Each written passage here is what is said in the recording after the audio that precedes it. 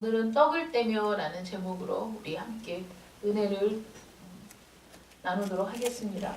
우리가 지금 계속해서 사도행전 2장을 통해서 교회가 진정으로 무엇인가, 교회란 어떤 것인가, 참된 교회의 모습은 어떤 모습인가를 살펴보고 있습니다. 우리가 지금 몇 주 동안 살펴본 말씀들을 생각해 볼 때 기독교가 무엇이냐, 기독교는 우리 마음에 작용하는 것이죠. 그래서 우리의 마음을 변화시키고 우리 인간을 철저히 변화시켜서 하나님의 가르침과 또 교제에 목마르게 하고 또 떡을 떼기 위해 모이기를 바라는 마음도 우리 안에 생겨나게 한다는 거예요. 교회가 가르치는 것과는 정반대로 이 세상은 그런 것들은 의미가 없다. 지나간 일이다. 이미 퇴색되었다. 이미 그것은 오래전의 가치일 뿐이다. 라고 이 세상은 얘기하고 있다는 것이죠.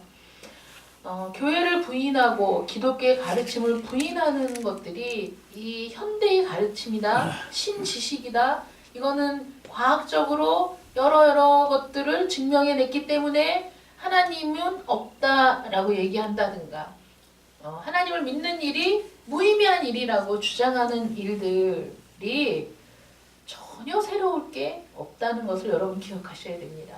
왜냐하면 3000년도 더 된 그때 다윗이 이런 시를 지었어요.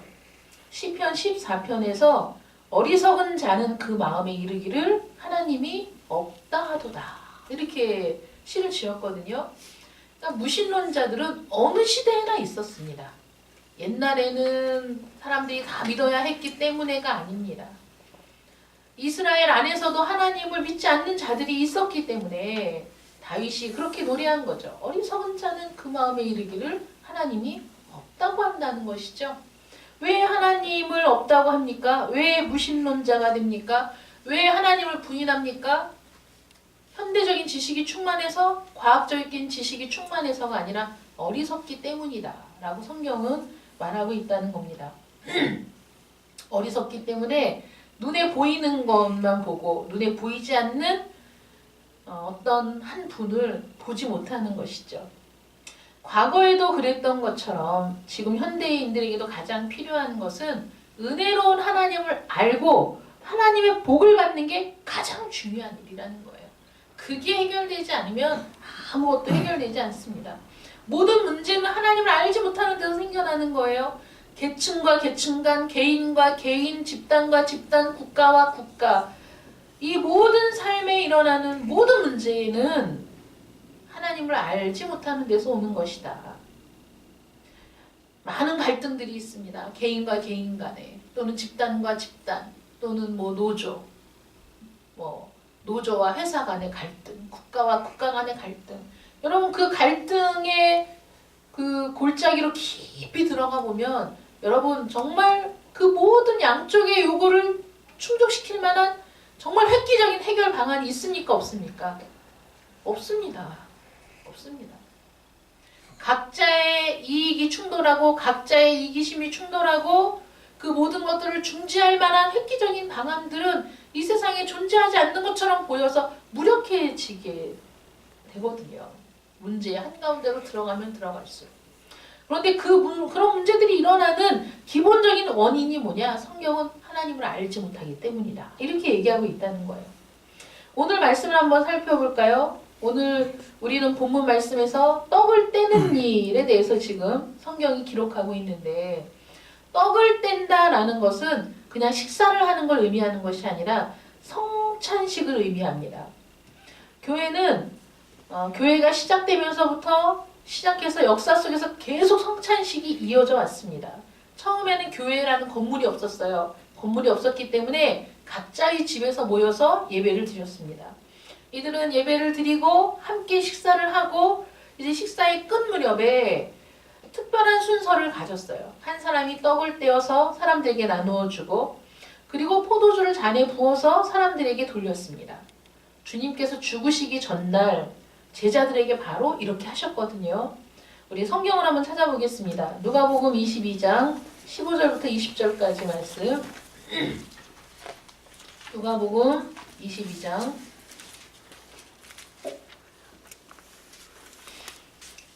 누가복음 22장 15절부터 20절.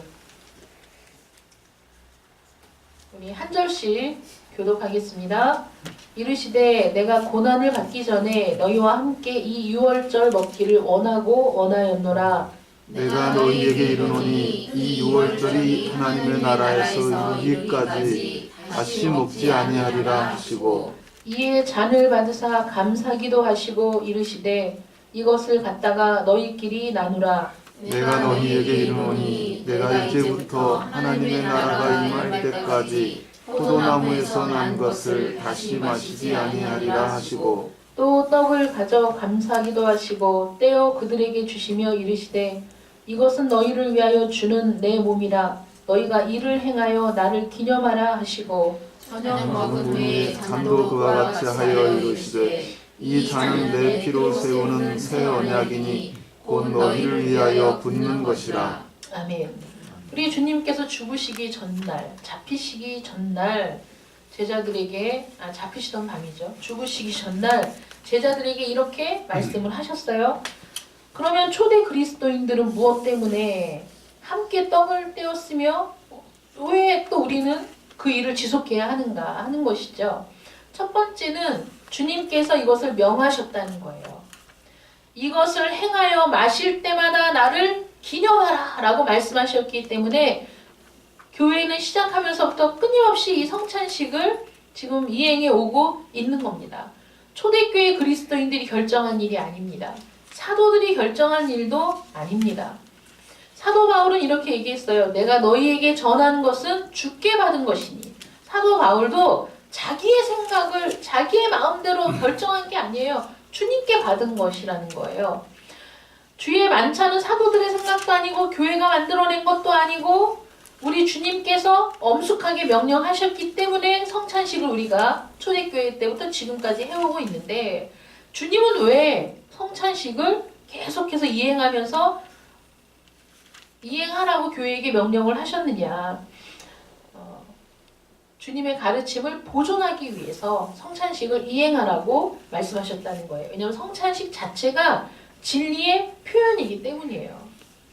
떼어진 떡과 부어진 포도주 그 자체가 하나의 메시지가 되기 때문에 그것을 이행함으로 성도들이 유익을 얻도록 하기 위해서 성찬식을 계속하라고 우리에게 말씀하셨다는 것이죠. 인간들은 언제든지 잘못된 소지가 농후하기 때문에 그 잘못된 생각으로 잘못된 길로 갈까봐 하나의 그 형식을 만드신 거예요. 이거는 내가 올 때까지 끝까지 해야 돼 라고 말씀하신 그 규례가 성찬식이라는 것이죠. 그리고 그 성찬에 참여하는 자들이 우리는 하나라는 것을 기억하고 연합하도록 하기 위해서 성찬식을 시행하라고 한 거예요. 고린도 교회는 심한 분열을 겪고 있었어요. 어떤 분열을 겪었냐면 이들이 은혜는 받았는데 나는 바울파야, 나는 게바파야, 아니야 나는 학식이 많은 아볼로파야, 야 무슨 그런 게 어딨어, 나는 그리스도파야, 이러면서 이들이 파가 막 갈려졌어요. 근데 그들을 향해서 바울이 이렇게 권면했습니다. 우리가 축복하는 바 축복의 잔은 그리스도의 피에 참여함이 아니며 우리가 떼는 떡은 그리스도의 몸에 참여함이 아니냐. 떡이 하나요.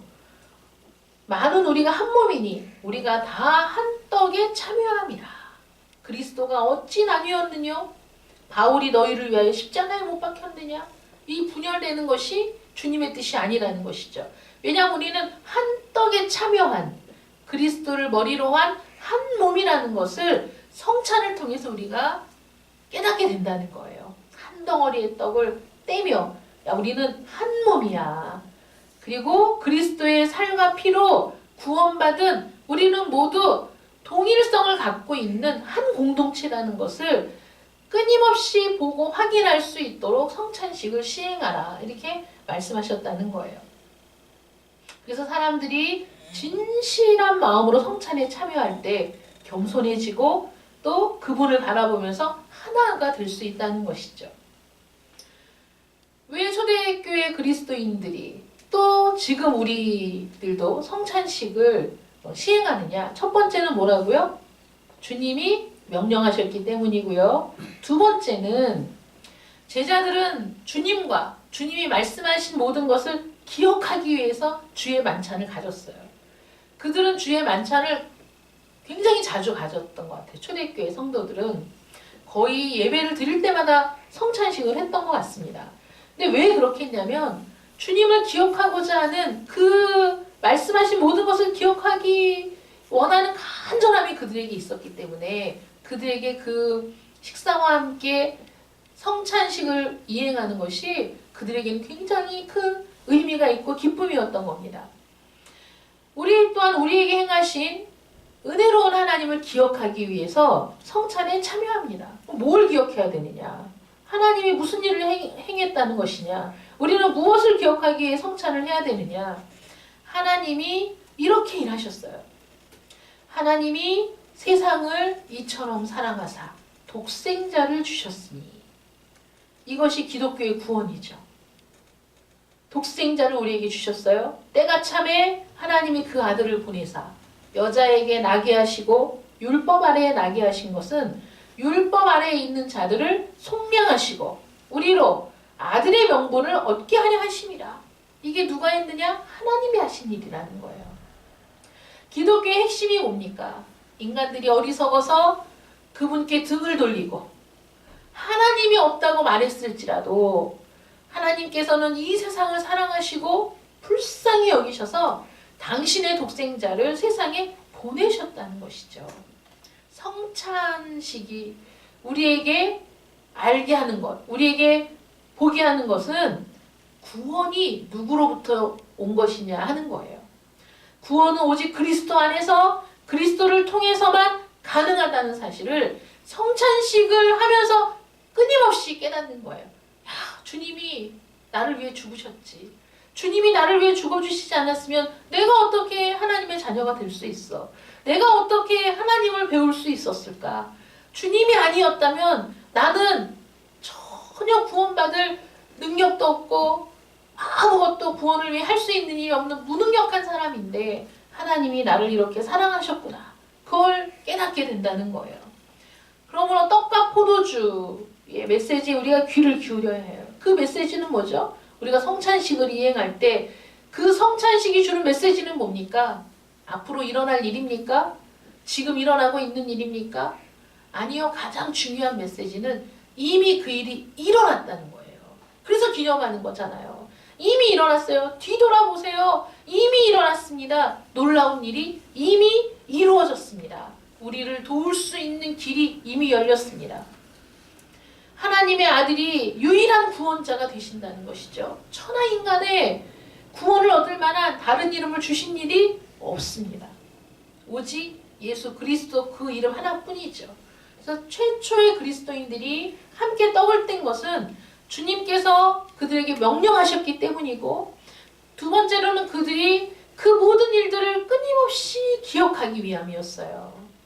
야, 뭘 그렇게 끊임없이 기억해야 돼? 한 번만 들으면 알지. 요즘 우리 자녀들이 얘기하죠. 한 번만 말하면 다 알아요. 두 번, 세 번 얘기하면 막 화내면서 아니 왜 자꾸 얘기하냐고. 한 번만 얘기하지. 막 이렇게 얘기하는데 참 그 답답한 심정을 우리 부모들끼리만 공유해 볼까요? 한 번 얘기해서 듣지를 않아. 그래서 여러 번 얘기하는 거예요. 언제 그랬니? 자기는 한 번 얘기하면 다 알아듣는데. 그래서 우리 장로님하고 둘이 얘기했어요. 아니 청소기를 돌려라. 그러면 대답은 철석같이 네 대답을 했어요. 믿고 갔는데 밤에 돌아오니까 청소기 안 돌렸네? 아니 청소기로 청소 좀 하려니까 아 깜빡 잊었네. 깜빡 잊었네. 안 그랬어요? 네. 근데 두 번 얘기하면 짜증내는 거야. 세 번 얘기하면 얼굴색이 변하고 한 네 번만 얘기하면 폭발하더라고요. 근데 우리는 우리 자신을 몰라. 잘 잊어버려요. 은혜도 잊어버리고 사랑도 잊어버리고 뭐 매주일 교회를 가야 돼? 막 이런 마음이 막 드는 거예요. 근데 최초의 그리스도인들은 그게 아니었어요. 그들은 그런 마음이 막 생겼어. 이 놀라운 것들을 우리가 기억해야지. 우리는 부족하니까. 우리는 교만해서 하나님의 은혜를 너무 자주 잊어버리니까 우리는 끊임없이 기억해야 돼. 그래서 그 은혜를 기억하기 위해 성찬식을 가졌다는 거예요. 그럼 세 번째는 뭐냐? 사도 바울이 이렇게 얘기했어요. 너희가 이 떡을 먹으며 이 잔을 마실 때마다 주의 죽으심을 오실 때까지 전하는 것이니라. 그럼 이게 무슨 말이죠? 성찬식을 우리가 할 때마다 우리는 뭘 전하는 것이라고요? 성찬식에 참여하는 것 자체로 주의 죽으심을 우리는 전하고 있는 것이다 이거예요. 여러분들이 성찬식을 지금까지 여러 번 성찬식을 했을 텐데 성찬식을 할 때마다 여러분들이 주님의 죽으심을 선포하셨나요? 주님의 죽으심에 대해서 여러분 묵상하셨나요? 우리는 의례적으로, 습관적으로 성찬식에 참여할 때가 많은데 우리가 이 성찬에 대한 말씀을 듣고 나서 다음에 우리가 성찬식을 할 때에는 정말 이 기쁨과 감동이 우리 안에 넘쳐 흘러서 그 성찬 예식을 통해서 막 우리에게 은혜가 충만하고 또 그 순간에 성령의 역사가 충만함을 우리가 깊이 체험하는 그런 시간이 될 수 있으리라 믿습니다. 성찬식은 주의 죽으심을 주님 오실 때까지 전하는 것이다. 어떻게 그런 그 의미가 있느냐를 우리가 살펴보면 초대교회 그리스도인들은 주님의 죽으심을 선포했어요. 그 사도들의 메시지가 주님의 죽으심을 선포하는 것이었어요. 주님의 죽음을 숨기지 않았어요. 여러분 상식적으로 생각해 보십시오. 내가 믿고 따르고 하나님의 아들이라고 생각했던 그분이 어느 날 죽었어요. 그것도 너무나 많은 사람들이 거의 제자들을 빼놓고 거의 대부분의 사람들이 주님을 욕하고 조롱하고 비난하면서 십자가에 못 박으라고 소리 지르면서 주님이 그렇게 비참하게 아무 힘도 없이 오병이어의 기적을 일으켰던 그 능력은 어디 갔는지 바다 위를 걸으셨던 그 능력은 어디 갔는지 온데간데 없이 우리 예수님은 정말 한 마리의 어린 양처럼 끌려가서 매 맞고 가시에 찔리고 채찍을 맞으면서 십자가에서 정말 그 사형에 해당하는도 아니고 극악무도한 죄를 저지른 자들에게만 그 집행되는 십자가형을 받고 죽으셨어요. 처음에 제자들은 낙심했습니다. 소망을 잃었습니다. 절망했어요. 그리고 그들은 두려워서 다 피했습니다. 도망갔습니다.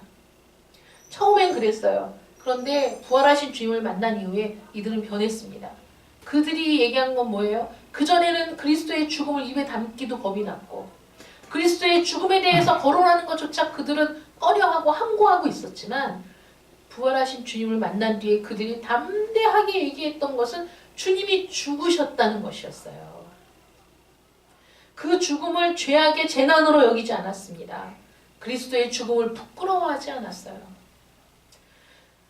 반대의 태도를 취했죠. 오히려 그 죽음을 선언하고 선포하기 위해서 떡을 뗐어요. 여러분 떡을 떼는 게 무슨 의미가 있어요? 주님의 살이 뜯겨졌다는 것이고 주님이 피를 흘리셨다는 것을 기념하는 거잖아요. 성찬식은 우리 주님이 죽으셨다는 걸 그냥 대놓고 우리는 그 예식을 통해서 끊임없이 얘기하고 있는 거예요. 우리는 그 떡을 떼며 포도주를 마시면서 주님이 죽으셨다는 거죠. 주님이 이렇게 죽으셨어요. 피를 다 쏟으시고 죽으셨어요. 그 몸이 갈기갈기 찢겨져 죽으셨어요. 그걸 우리는 예식으로 모든 성도들이 성만찬을 하는 거예요. 성찬식을 하는 거예요. 성찬식 그 시간은 우리 모든 성도들이 그 떡을 마시고 포도주를 마시면서 주님이 죽으셨습니다. 주님이 나를 위해 죽으셨습니다. 선언하는 것이죠. 내가 너희 중에서 예수 그리스도와 그의 십자가에 못 박히신 것 외에는 아무것도 알지 않기로 작정하였다. 바울이 이렇게 얘기합니다. 예수 그리스도께서 십자가에 못 박히신 것이 너희 눈앞에 밝히 보이거늘. 어떻게 눈앞에 밝히 보입니까? 그들은 성찬식을 통해 그리스도께서 십자가에 못 박히신 그 상황을 보고 또 그 은혜에 동참하고 있는 것이거든요. 바울이 그리스도께서 십자가에 못 박히셨다라는 포스터를 그냥 붙이고 다닌 거예요. 바울은. 왜냐하면 가는 데마다 그걸 전했거든. 주님이 죽으셨다는 거예요. 하나님의 아들이 죽으셨다는 것을 늘 얘기했고 그 십자가 외에는 자랑할 것이 없다고 얘기했던 바울은 앞뒤로 그냥 포스터를 딱 붙이고 주님이 죽으셨습니다. 붙이고 다니는 거예요. 이 길거리에 무슨 홍보하는 사람이 앞뒤로 팻말 걸어서 무슨 뭐 가라오케 막 이렇게 하는 거 막 보듯이 사도 바울은 정말 앞뒤로 주님이 죽으셨습니다. 주님이 십자가에서 비천하게 처참하게 돌아가셨습니다. 이걸 막 내붙이고 다니는 거예요. 왜 그렇습니까? 그게 비참한 일이 아닌 거예요. 부끄러운 일이 아닌 거예요. 사도 바울은 그게 자랑거리였어요. 주님이 죽으셨다는 게 그 누구에게 얘기해도 부끄럽지 않은 자랑거리였기 때문에 복음을 부끄러워하지 않는다고 얘기했어요. 그건 부끄러워해야 할 사건이 아니었어요. 그거는 감추어야 할 사건이 아니라 오히려 그 사건은 주님을 빛나게 하고 하나님을 영광스럽게 하는 사건이었기 때문에 담대하게 주님의 죽으심을 선포할 수 있었던 것이죠. 바울의 설교는 주님께서 보이신 본에 대한 거, 야, 효도했어. 주님이 어려서부터 부모님의 말씀을 거역한 적이 없어. 그런 게 아니었어요. 그의 설교는 그분의 죽음에 관한 것이었어요. 왜냐하면 그리스도의 죽음만이 이 세상의 유일한 희망이기 때문이었습니다. 아멘. 그러니까 부끄러워할 이유가 없죠. 복음을 들고 나갈 때 주저할 이유가 없죠. 왜냐하면 네가 복음이 아니면 넌 정말 영원히 죽어. 그래서 내가 너에게 영원히 살 길을 제시하고 있어. 근데 왜 부끄러워해야 됩니까? 부끄러워할 일이 아니죠. 몸이 아픈 사람은 무언가 이걸 낫게 할 만한 것이 있다면 어떤 것이라도 먹는 거죠. 거기 병원에 있을 때 어떤 분이 그러더라고요. 너무 몸이 아파가지고 3개월 동안 인분을 먹었대요. 여러분, 건강한 사람은 말도 안 돼! 막 이렇게 얘기하지만 정말 죽을 만큼 아픈 사람이 야, 인분을 먹으면 낫는데 그러면 먹는다니까요. 그게 살 길이라고 생각하기 때문에 먹는 거죠. 뭐 옛날에 그런 거 많았잖아요. 고양이 탯줄을 먹으면 낫는다. 실제로 고양이를 데려다가 기르면서 얘가 새끼를 가졌는데 그 고양이에게 나비야 너 새끼 낳으면 탯줄은 나에게 다오. 탯줄은 나에게 다오. 그 딸이 죽을 병에 걸려갖고 죽게 생겼대요. 근데 새끼를 낳느라고 얘가 어딘가 가서 안 오더래요. 어딘가에 숨어서 새끼를 낳은 거야. 그러더니 그 탯줄을 끊어갖고 그 할머니에게 갖다 줬대요. 우리 권사님이 해준 얘기야. 진짜 그 동네에서 그런 일이 있었대. 그래서 그 탯줄을 먹고 그 딸이 정말 나았다는 거예요. 그럼 우리가 일상적인 삶 가운데에는 도무지 받아들일 수 없는 일들도 죽을 병에 걸려서 모든 약이 의미가 없을 때 그런 말이 귀에 들어오는 거잖아요. 그럼 산다? 그러면 그거 하잖아요. 인분도 먹어. 못 먹을 게 없어. 다 먹어. 그런데 우리는 어떤 거죠? 그리스도의 죽으심이 우리에게 만병통치약이에요. 우리 영원한 생명을 주시는 거예요. 그런데 그 얘기를 해주는데 주저할 이유가 없다는 거죠. 그러니까 사도 바울은 어디에 가서든지 담대하게 주님의 죽으심에 대해서 선포했다는 거예요. 왜 그렇습니까? 그분의 죽음으로만, 오직 예수 그리스도의 죽음으로만 우리가 구원을 받기 때문입니다. 아멘. 떡을 떼는 것은 구원의 길이 오직 하나님의 아들의 찢기신 몸과 흘리신 피뿐이라고 선언하는 것이죠. 하나님과 맞서 싸운다면 사람들은 언제나 패배와 재난과 절망에 빠지게 됩니다. 분명합니다. 하나님과 맞서 싸우고 하나님께 등을 돌린 사람들에게는 언제나 패배와 재난과 절망에 빠지게 될 뿐입니다. 이들에게 가장 필요한 것은 하나님을 알고 하나님과 화목하게 되고 하나님께 복을 받는 게 가장 필요한 일이라는 거예요. 아멘. 그러므로 그리스도의 죽음을 선포하는 자들은 하나님을 알지 못하는 자들에게, 어리석어서 그 마음에 하나님이 없다고 하는 자들에게 그들이 살 수 있는 유일한 길을 전하는 것인데 우리가 부끄러워할 이유가 없다는 것이죠. 그런데 왜 복을 받지 못하느냐? 사람들이 왜 하나님의 복을 받지 못하느냐? 왜 우리는 하나님의 복을 받기 위해 하나님을 알아야 됩니까? 왜 하나님을 만나야 됩니까? 그냥은 우리에게 복을 주실 수 없는 겁니까? 복을 주실 수 없어요. 주시고 싶어도 주실 수가 없어요. 왜냐하면 하나님은 공의로우시고 거룩하시기 때문이죠. 우리는 죄악 가운데 죽을 수밖에 없는 존재들이기 때문이죠. 인간이 먼저 하나님을 거역하고 교제를 깨뜨려 버렸어요. 하나님의 진노를 불러일으켰고 하나님의 진노가 모든 사람들 위에 임해 있습니다. 우리는 하나님의 심판과 진노 아래에 있는 죄인들입니다. 여기에서 우리가 할 수 있는 일이 있습니까? 없습니다. 아무것도 할 수 없습니다. 아무리 노력해도 우리 스스로 구원할 수 없어요. 그런데 놀라운 메시지가 선포됐어요. 우리 주님께서 우리 죄를 친히 담당하셨다는 거예요. 인자가 온 것은 섬김을 받으려 함이 아니라 도리어 섬기려 하고 자기 목숨을 많은 사람들의 대속물로 주려 함이니라. 대속물, 대신 죽는 제물이 되시는 것이죠. 하나님께서 우리 죄를 아들에게 담당시키셨어요. 우리가 져야 할 죄의 짐을, 죄책을 아들에게 옮겨 놓으셨어요.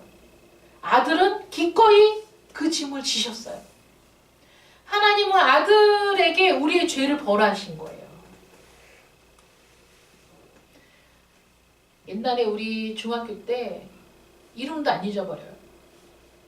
국응국이라는 도덕 선생님이 있어요. 국응국. 이래도 국응국이고 저래도 국응국이래요. 이분은 도덕 시간에 매 맞을 일이 뭐가 있습니까, 여러분? 도덕 시간에 매 맞은 적 있으세요? 도덕 시간은 매 맞는 시간이 아니잖아요. 근데 매를 맞았어, 우리는. 어떻게 매를 맞냐면 또 이렇게 질문을 많이 해요, 그분이. 와가지고 몇 번을 부르면 몇 번 그러면 만약에 우리 주영이가 걸렸어. 질문을 해. 모르잖아요? 그럼 그 뒷사람을 때려. 미쳐버려, 진짜. 그러니까 이거는 진짜 어떻게 해야 될지를 모르겠는 거야. 그러니까 그분이 오시면 이걸 자리를 우리는 그때 이렇게 마운드를 앉았거든요. 우리 막 눈치 작전이 막 벌어지는 거야. 그러니까 그날 날짜인 번호 12일, 그럼 12번 뒤에는 앉으면 안 되는 거야.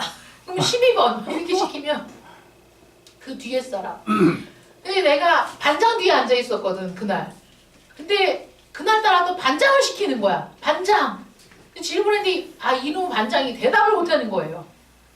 올 것이 왔구나. 아니나 달라 막 오더니 뒤에 있는 내 등장을 막 때리는 거예요. 얼마나 화가 나든지 저 졸업할 때까지 그 선생님한테 인사 안 했어요.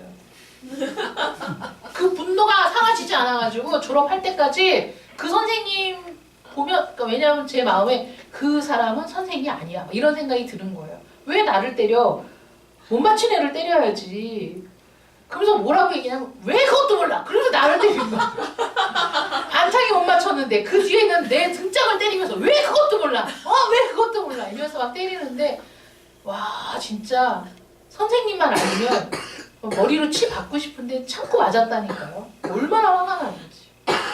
왜 화가 납니까? 내가 죄가 없으니까. 내가 잘못한 게 없는데 얘가 잘못했는데 왜 나를 때려 이거잖아요. 근데 하나님이 내가 잘못했는데 예수님을 때리시는 거예요. 왜 잘못했어? 너 왜 나를 거역했어? 왜 불순종했어? 주님을 때리시는 거예요. 주님은 기꺼이 받으신 거야. 맞습니다.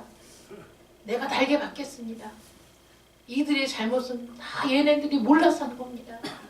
그리고 기꺼이 주셨다는 거예요. 그냥 등짝 한 대 맞은 게 아니잖아요. 그의 백성들이 주님을 영접하지도 않았어요. 주님을 주님으로 인정하지도 않았어요. 아무 죄 없으신 그분을 십자가에 못 박아 죽게 했어요. 그것만이 아니잖아요. 침뱉고 조롱하고 멸시하고 채찍으로 내리치고 가시방을 쓰셨잖아요. 떡은 찢겨진 몸을 상징하는 겁니다. 포도주는 그분이 흘리신 피를 상징하는 겁니다. 초대교회가 떡을 떼는 일에 전혀 힘쓴 것은 그렇게 나를 위해 죽으신 주님의 그 죽음을 선포하기 위해서 떡을 떼고 잔을 나누어 마신 것이죠. 그분의 죽음이 왜 그렇게 하셔야 했느냐? 왜 주님이 잘못한 내 대신 주님을 후려쳐서 주님을 죽게 했느냐? 그것만이 우리를 용서하시고 구원하실 수 있는 유일한 방법이기 때문이었죠. 우리에게는 아무런 능력이 없으니까. 그런 우리를 구원하시기 위한, 용서하기 위한 유일한 방법이 그것밖에는 없었다는 거예요. 그런데 여기서 그친 게 아니에요. 이 잔은 내 피로 세운 새 언약이니, 새 언약이래요. 새 언약. 하나님께서 그리스도 안에서 인간과 새 언약을 맺으셨어요. 그리스도께서 흘리신 피로 비준하신 거예요. 여러분, 구약 시대에는 어떠한 언약이든지 그 언약을 체결할 때 희생 제물의 피로 비준했어요. 생명으로. 희생 제물의 피는 그 희생 제물의 생명이잖아요. 아브라함과 언약을 맺을 때에도 희생 제물의 피를 통해. 모든 언약은 아브라함과 하나님의 언약뿐만 아니라 그 구약 시대에, 족장 시대에 모든 사람들이 언약을 체결할 때 희생 제물을 통해 언약을 체결했어요. 생명을 담보로 언약을 체결한 거거든요. 근데 하나님께서 그리스도 안에서 그리스도의 생명을 통해 우리와 새 언약을 체결하셨어요. 여러분, 언약을 체결하는 건 동등한 입장에서 체결하는 거예요. 집을 사고 팔아도 그 값을 매기고 그 값에 비준하는 금액을 지불해야 집을 사는 거예요. 만약에 집값은 1억인데 100만 원밖에 없어. 살 수 있어요, 없어요? 못 사는 거예요. 불가능한 일이죠. 우리는 구원받을 아무런 소망도 없고 능력도 없고 우리가 할 수 있는 일이 아무것도 없는 사람들이에요. 우리는 제로예요. 그런데 완전하시고 모든 것을 갖고 계신 하나님이 우리와 언약을 체결하기 위해 오셨어요. 그리고 죽어주셨어요. 피를 흘리셨어요. 그리고 그 안에서 우리와 언약을 맺으신대요. 여러분, 이거는 완전히 불공정한 언약이죠. 이거는 정말 있을 수 없는 언약인 거예요. 그런데 하나님이 있을 수 없는 일을 하나님이 준비하셨고 하나님이 예비하셨다가 때가 참에 아들을 이 땅에 보내시고 그 모든 일들을 이루어 주신 거예요. 하나님이 우리를 위해 행하신 일이죠. 사도 바울은 포도주가 상징하는 그리스도의 피는 새 언약의 피라고 얘기합니다. 그 새 언약이 어떤 겁니까? 우리 벌을 주님이 대신 받으시고 우리의 죄를 위해 주님이 죽으셨다는 것을 내가 믿기만 하면, 받아들이기만 하면 우리에게 영원한 생명을 주신다는 거예요. 그뿐만이 아니잖아요. 하나님의 자녀가 되게 하신다는 거예요. 아멘. 영원토록. 그것을 우리에게 주시기 위해 주님을 십자가의 죽음으로 내모르신 분이 우리 아버지 하나님이시죠. 아멘. 하나님께서는 우리에게 이렇게 말씀하십니다. 너희 죄와 허물을 다시는 기억하지 아니하리라. 언제? 주님을 믿을 때. 하나님이 우리를 위해 행하신 그 일을 내가 감사함으로 받을 때. 주님이 나를 위해 행하신 그 의를 내가 의지할 때 우리의 죄는 사라지고 씻겨졌고 결코 다시 보이지 않을 것이라는 약속을 우리에게 주셨다는 거예요. 아멘. 그뿐 아니잖아요. 하나님이 친히 우리의 하나님이 되어주시잖아요. 그리고 이제 우리가 그분을 알기 시작할 거라고 말씀해 주시는 거예요. 우리에게 새 생명을 주시고 새로운 천지 만물의 새로운 사람처럼 우리가 변화된다는 거예요. 우리는 이 복된 새 언약이 들어갑니다. 그래서 이 복된 새 언약이 들어간 사람은 이제 이 세상 사람과는 달라요. 어떤 게 다르냐면 삶도 다르고 죽음도 달라요. 심판도 달라요. 심판과 영원에 대한 개념이 달라지는 거예요. 우리는 모두 이 세상에서 살죠. 우리는 모두 죽습니다. 그리고 모두 심판대 앞에 섭니다. 그리고 영원한 생명을 누려요. 영원한 생명이 있어요. 근데 어떻게 달라집니까? 그리스도 안에 있는 자들과 그리스도 밖에 있는 자들. 이들은 심판받고 영원한 멸망으로 들어가는 것이고 그리스도 안에 있는 자들은 심판대 앞에 서지만 그리스도의 하나님의 심판을 받지 아니하고 영원한 복락으로 들어가는 것이죠. 달라지는 거예요. 믿기만 하십시오. 하나님께서 이 언약을 값없이 주고 계십니다. 아멘. 믿기만 하십시오. 여러분들은 이 영원한 복락에 들어가게 될 것입니다. 아멘. 하나님의 아들이 우리 죄를 지시고 우리의 죄값을 지불하셨습니다. 몸이 찢기고 피 흘려 죽으셨습니다. 우리가 믿을 때 우리가 행하기 원하는 한 가지가 있어요. 이것을 받아들인 모든 사람들은 하나님을 찬양하고 하나님께 감사하고 모든 사람에게 그분의 죽으심을 전하게 됩니다. 그런 마음이 우리 가운데 자연스럽게 생긴다는 거예요.